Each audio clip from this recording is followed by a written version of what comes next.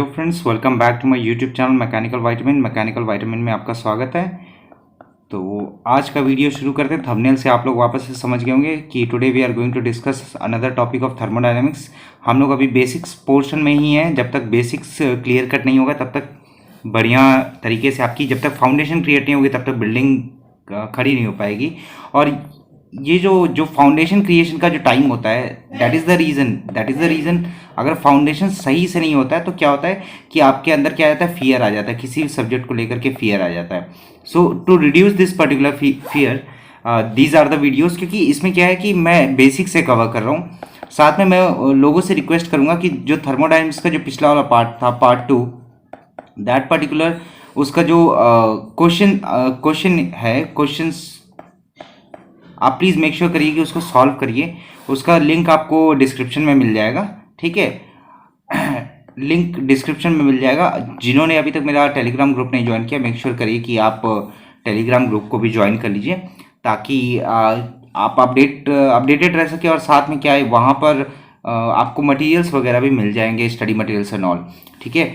सो पिछले वाली वीडियो में कुछ प्रॉब्लम रही थी, मतलब कुछ डाउट थे। So I would like to clarify that.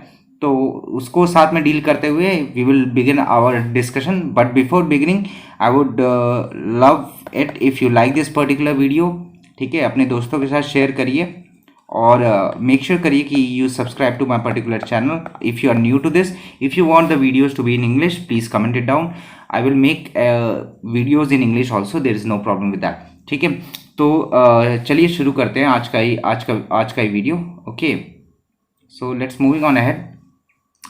सो जो पिछले वाले वीडियो में एक I won't tell the thing, but the main thing is that temperature depends upon the nature of the material. Temperature depends upon nature of material, not material, but आप ऐसे याद रख सकते हैं। मटेरियल मतलब जैसे जो कुछ भी यूज़ हो रहा होगा, इफ़ जैसे कि अगर मैं बात करता हूँ आपके मरकरी थर्मोमीटर की, ठीक है। सो जो मरकरी थर्मोमीटर रहेगा दैट डिपेंड्स अपॉन मरकरी की प्रॉपर्टी पर डिपेंड करेगा, ठीक है। चलिए आगे बढ़ते हैं। आज हम लोग बात करते हैं आइडियल गैस की, ठीक है। आइडियल गैस क्या होता है, आइडियल गैस इक्वेशन को थोड़ा सा डिस्कस करेंगे, फिर आगे बढ़ेंगे। आइडियल गैस क्या होता है, ये एनी गैस, ये बात याद रखिएगा हमेशा, any gas at low pressure and high temperature,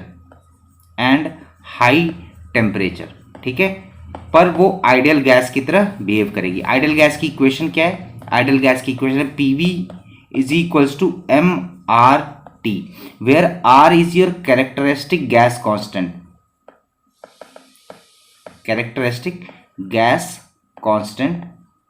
ठीक है।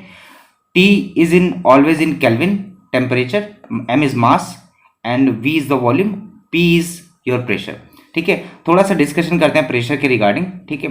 So generally there will be two types of pressure. आप कंफ्यूज हो जाएंगे, एक होता है एब्सोल्यूट होता है और एक होता है गेज होता है। तो ये कंफ्यूजन को थोड़ा सा अवॉइड करते हैं, ठीक है। We are going to discuss it in detail. So let's plot a graph, ठीक है।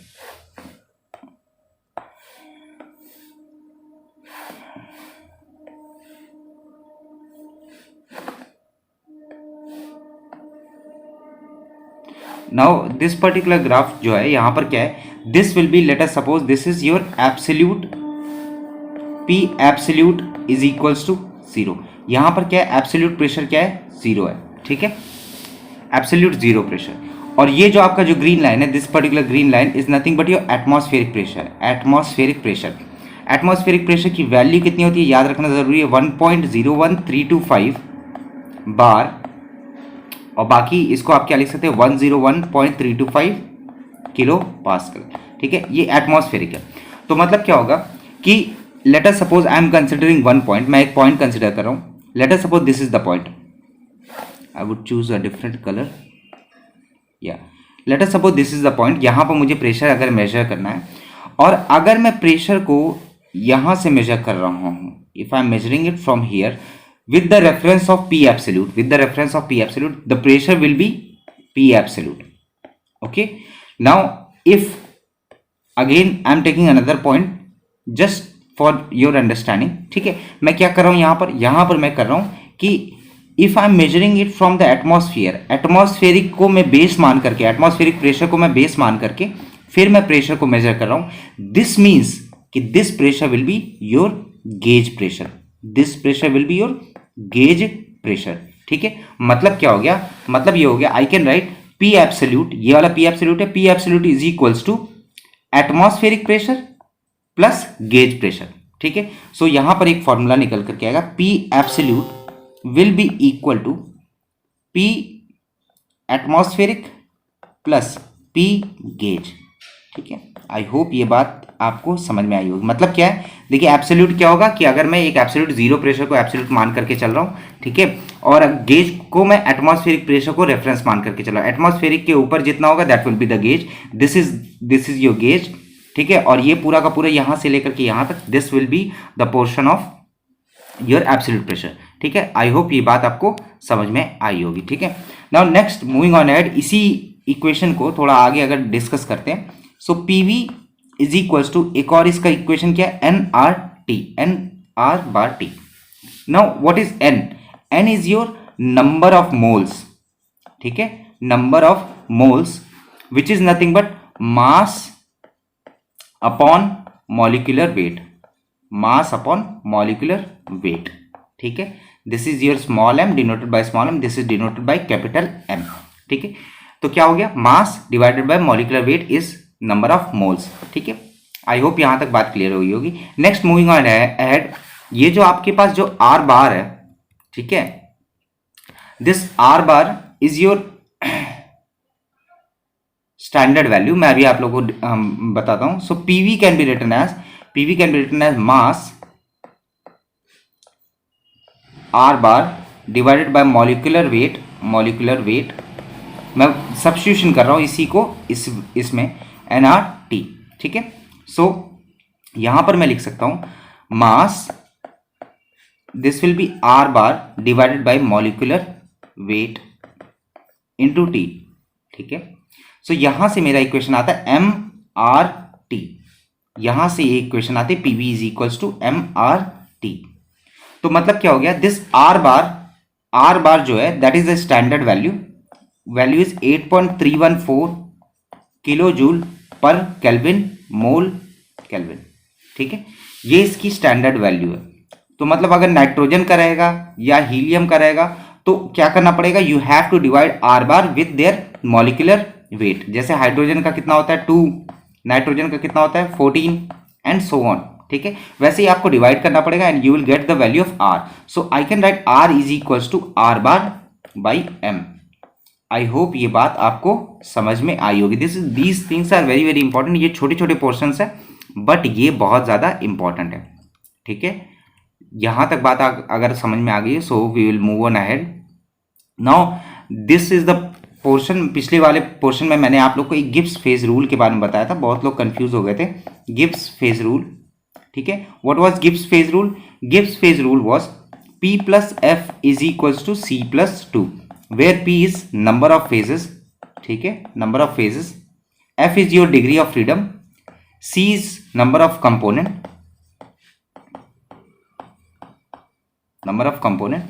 and 2 is your integer. So अगर मैं बात करूं single component ice plus water या आइस के बारे में, let us consider ice as an example. Ice consider कर रहा हूं तो आइस में कितने फेजेस हैं? फेज कितने हैं? आइस क्या है? एक सॉलिड है। सो फेज कितने? Single phase. So single phase plus degree of freedom F. Component कितना है? कंपोनेंट क्या होगा? कंपोनेंट भी एक ही है, that is water plus 2। So it comes out to be F is equals to 2। ऐसे करके आप डिग्री ऑफ फ्रीडम निकाल सकते हैं डिफरेंट जहां कहीं भी आपसे पूछा जाए। ठीक है, now let's discuss few more important portion of thermodynamics basics itself. What is path function and point function? पहले path function के बारे में बात कर लेते हैं। path function वो function होगा that depends upon path। ठीक है, मतलब क्या होगा? path मतलब क्या होगा? past history पे डिपेंड करेगा। past history dependence डिपेंड किस पे करेगा? पास्ट हिस्ट्री पे। सो पाथ फंक्शन क्या हो जाएगा? एग्जांपल क्या होगा? Heat and work. मतलब क्या हो गया? पास्ट हिस्ट्री मतलब क्या हो गया कि लेट अस सपोज यहां पर मैं हूं, this is a particular point A यहां तक मुझको जाना है, this is particular point B, यहां तक अगर मुझे जाना है, सो मैं किस रास्ते से ट्रेवल करके आ रहा हूं, that matters. Let us suppose this is part C, this is part D. So अब अगर मैं ए से सी होते हुए बी पर पहुंच रहा हूं या ए से डी होते हुए पहुंच रहा हूं, दोनों का क्या होगा, दोनों की वैल्यूज डिफरेंट रहेगी। इसका मतलब क्या हो गया कि ये डिपेंड कर रहा है किस पर, कि मैं कौन सा पाथ चूज कर रहा हूं। So that is called as path function. ठीक है, नाउ पॉइंट फंक्शन क्या है? Point function denotes property. ठीक है, पॉइंट फंक्शन डिनोट्स प्रॉपर्टी। पॉइंट मतलब देखिए कर्व पर या ग्राफ पर you can show it in point. Graph में आप एक पॉइंट के रूप में शो कर सकते हैं। Late us consider this PV diagram. PV diagram में मैं यहां पर एक पॉइंट को अगर रिप्रेजेंट कर रहा हूं, so it represent P comma V. ठीक है ना, सो मतलब क्या हो गया, दीज आर पाथ फंक्शन। और पाथ फंक्शन जनरली क्या होंगे, अरे सॉरी, पॉइंट फंक्शन जनरली क्या होंगे, पॉइंट फंक्शन होगा आपका प्रॉपर्टीज। ठीक है, आई होप ये बात आपको समझ में आई होगी। ठीक है, नेक्स्ट मूविंग ऑन है एग्जैक्ट डिफरेंशियल एंड इनएग्जैक्ट डिफरेंशियल। ये छोटी छोटी बातें हैं बट इनको डिस्कस करना बहुत ज़्यादा इंपॉर्टेंट है। मैं उतना ही बता रहा हूँ जो कि एग्जाम पॉइंट ऑफ व्यू से इंपॉर्टेंट है। ठीक है, एग्जैक्ट डिफरेंशियल क्या है? एग्जैक्ट डिफरेंशियल वो डिफरेंशियल है whose cyclic integral will be equal to zero. याद रखिएगा, cyclic integral equals to zero, cyclic integral equals to zero. ठीक है, इनएग्जैक्ट डिफरेंशियल क्या होगा? ये सब आपके मैथमेटिक्स का पोर्शन है। जब आप मैथमेटिक्स में पढ़ोगे डिफरेंशियल इक्वेशन तो आपको वहां से भी आइडिया मिल जाएगा कि एग्जैक्ट डिफरेंशियल क्या होता है, इनएग्जैक्ट डिफरेंशियल क्या होता है। तो ऑब्वियस बात है, साइक्लिक इंटीग्रल इनएग्जैक्ट के केस में नॉट इक्वल टू जीरो हो जाएगा। So if the cyclic integral equal to zero, it means it is representing point function, whereas if it is not equal to zero it represents path function. ये बहुत ही important है, ये बहुत ही ज्यादा important है। Make sure to remember this, path function and point function. ठीक है, exact and इनएग्जैक्ट differential. ठीक है, चलिए फिर आगे बढ़ते हैं। Now let's discuss work. ठीक है, वर्क के बारे में कुछ बेसिक सी बातें करते हैं। Work, if I am talking about work, ठीक है, हम लोग ने बचपन में पढ़ते आए थे, work done on the system and work done by the system, bye the system. Convention में बहुत ज्यादा कंफ्यूजन हो जाता है, तो अभी मैं क्लैरिफाई कर देता हूं। ऑन द सिस्टम मतलब क्या हो रहा है कि let suppose I have this car, मेरे पास ये कार है, मैं इस कार पर धक्का मार रहा हूं, मैं इस कार पर धक्का मार करके इसको आगे बढ़ा रहा हूं। क्या ये सही है? क्या ये बेनिफिशियल है? नहीं, क्योंकि मुझे क्या, कार को अपने आप चलना चाहिए था भाई, मैंने स्टार्ट किया, कार को ड्राइव होना चाहिए था, बट क्योंकि मुझे धक्का मारना पड़ रहा है, it means for on the system it will be negative, for on the system it will be negative, sorry. And if it is by the system, it means कि भाई कार को मैंने स्टार्ट किया और अपने आप चल रही है, क्योंकि अंदर का जो इंजन है वो वर्क कर रहा है, so it means work done by the system will be consider to be positive. Now very important portion यहां पर एक आ जाता है जो बहुत लोग बताना भूल जाते हैं कि टू मेक श्योर कि वर्क हो रहा है, it should cross the boundary, it should cross boundary, it should cross boundary. Now let us consider an example. If this is a battery source, यहां पर एक बैटरी सोर्स है, ठीक है, यहां पर मैंने एक मोटर को कनेक्ट किया है, ठीक है, मैंने एक मोटर को कनेक्ट किया है एंड दिस पर्टिकुलर मोटर के सामने मैंने पंखा लगा दिया, ठीक है। अब क्या होगा, फैन लगा दिया, दिस इज योर फैन, ठीक है, बैटरी मोटर। ना अब अगर मैं यहां पर ड्रॉ करता हूं अपना बाउंड्री, सो अब अगर मैं यहां पर ये ड्रॉ कर रहा हूं, the dotted line shows imaginary boundary, मैंने पहले लेक्चर में बताया था, ठीक है। सो इस केस में देखोगे तो कहां पर जा रहा है वर्क कहां पर निकल रहा है, वर्क यहां फैन पर है। क्या फैन अंदर बाउंड्री के? नहीं, फैन कहां पर है, बाहर है, वर्क कहां मिल रहा है, बाहर। So this will be, there will be work will be consider. Now considering the same example, अब अगर मैं सेम एग्जांपल कंसिडर करूं और इस केस में मैं बाउंड्री में इसको भी कंसिडर कर लूं, फैन को भी कंसिडर कर लूं, फैन को भी मैं कंसिडर कर लेता हूं। सो अब अगर क्या बाउंड्री के बाहर वर्क जा रहा है? नहीं, फैन क्या बाउंड्री के अंदर है, it means for this particular case there will be no work done. I hope ये बात आपको समझ में आई होगी, ठीक है। यहां पर आगे बढ़ेंगे तो आगे बढ़ने पर क्या आता है कि देयर टाइप्स ऑफ वर्क में एक ओपन सिस्टम का एक अलग वर्क आएगा and for close system there will be different work, ठीक है। Now for open system, if I am talking about open system, open system is also called as steady flow work, steady work और steady flow work, ठीक है। Open system के case में जो projection रहेगा, the projection will be on Y axis, on pressure axis, whereas in closed system is also called a non flow work. non flow work क्यों? non flow work इसलिए क्योंकि मैंने बताया था क्लोज सिस्टम में there will be no mass transfer but there will be energy transfer. Energy transfer हो रहा है इसलिए वर्क हम लोग कंसिडर कर रहे हैं, मास नहीं फ्लो हो रहा है इसलिए हम लोग क्या करें, नॉन फ्लो वर्क कर रहे हैं। सो नॉन फ्लो वर्क के केस में projection will be on, projection on volume axis या एक्स एक्सिस, ठीक है। सो अब देखिए फॉर्मूला क्या आ जाता है, फॉर्मूला ये आ जाता है for closed system the formula for work done is PdV। Curve कैसे बनेगा आपका, ऑब्वियस सी बात है, कर्व कैसे बनेगा आपका कुछ इस तरीके से, if this is a process तो ये क्या हो जाएगा, this particular area will represent the work done, यहां पर क्या P and V, this will represent work done. Now for the case of open system, जैसा कि मैंने ऊपर बताया ओपन सिस्टम के केस में क्या है, ओपन सिस्टम के अंदर में projection will be on the P axis और you can say Y axis. So इस केस में क्या होगा, इस केस में जो कर्व बनेगा वो कर्व तो कुछ इस तरीके से रहेगा, लेकिन जो वर्क डन रहेगा वो ये वाला रहेगा, ठीक है, वो वर्क डन क्या रहेगा, ये वाला रहेगा। So this is P, this is V। सो इस केस में जो वर्क डन आएगा दैट इज माइनस VdP, इस बात को याद रखिएगा।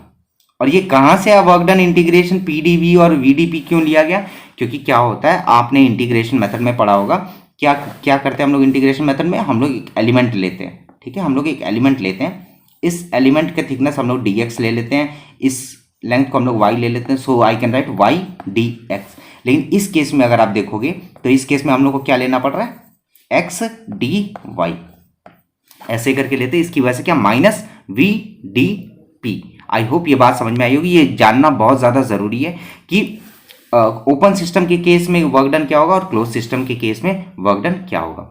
नाउ अब हम लोग कुछ बात करते हैं, सबसे पहले हम लोग कर्व के बारे में बात करेंगे, ठीक है, ताकि आप लोगों का कन्फ्यूजन दूर हो सके, आप लोगों का जो टेंशन रहती है कि कर्व कैसे बन रहा है, कैसे कहाँ जा रहा है, कर्व को पता नहीं लगता, कि आइडिया नहीं लगता कि कर्व की वैल्यू कहाँ कहाँ पर कैसी कैसी होगी, ठीक है। सो आज हम लोग बात करेंगे कर्व के बारे में, ठीक है। सो सबसे पहले ध्यान में रखिए PV इक्वल्स टू MRT, ये इक्वेशन हम लोग फॉलो कर रहे हैं अभी फिलहाल के लिए।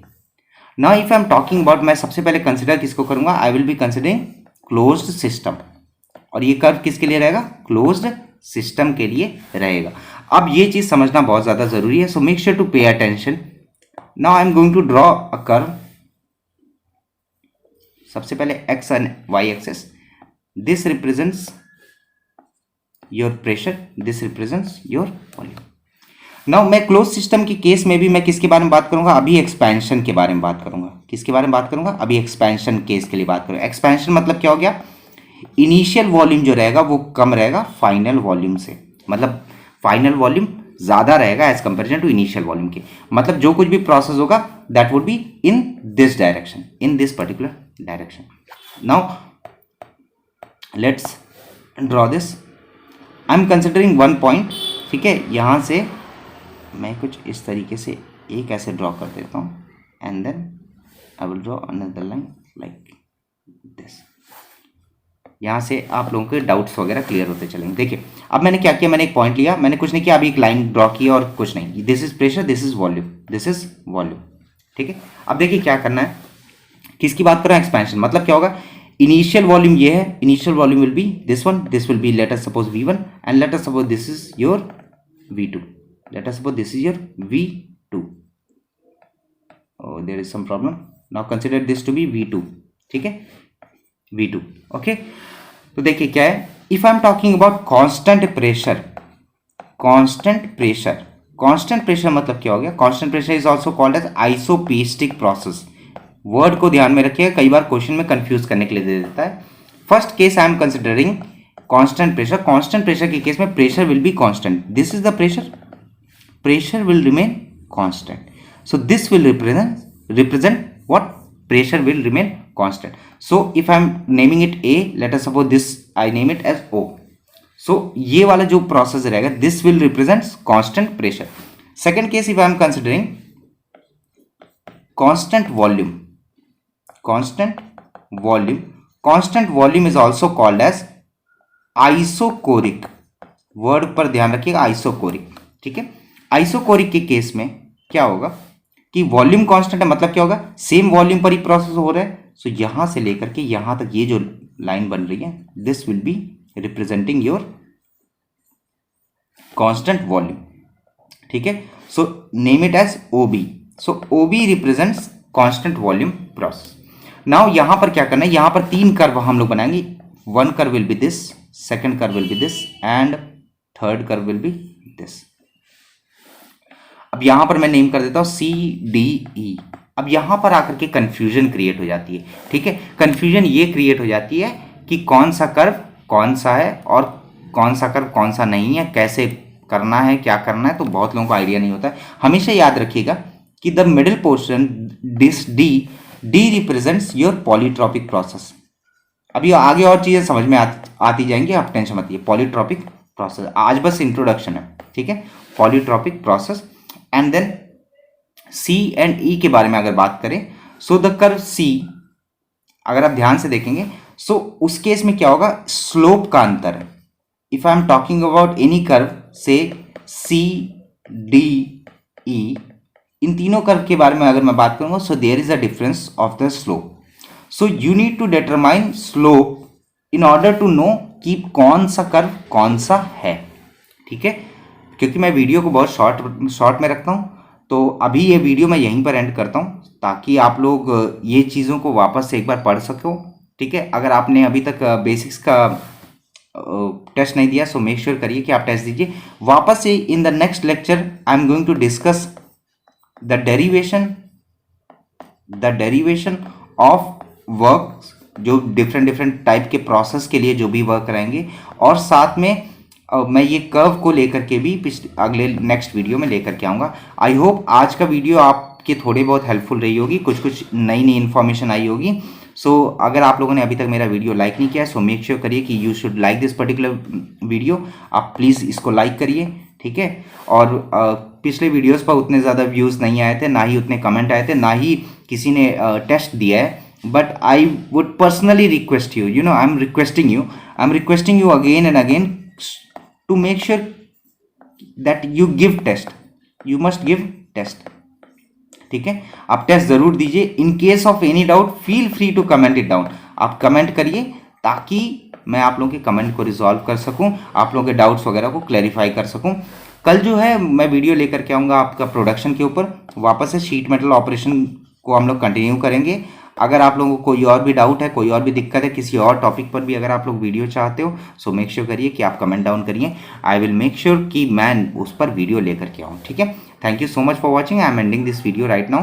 तब क्योंकि आप लोग छोटे छोटे पिल्स लेते रहिए, तो यू नो, छोटे छोटे पिल्स मतलब छोटे छोटे आप इन्फॉर्मेशन लेते रहिए। इकट्ठे अगर आप मैराथन देखने बैठेंगे किसी और टीचर का, लाइक 1.5 आवर 2 आवर 3 आवर, मैं आपको बता रहा हूँ, your effective span of time is only 25 minutes और half an hour. This is scientific study is talking about, not me, okay. So मिलते हैं नेक्स्ट वीडियो में, तब तक के लिए मेरे साथ बने रहिएगा। मेक श्योर करिए कि आप इस वीडियो को जरूर लाइक कर दिए। Thank you so much for watching. Have a very good night. Thank you.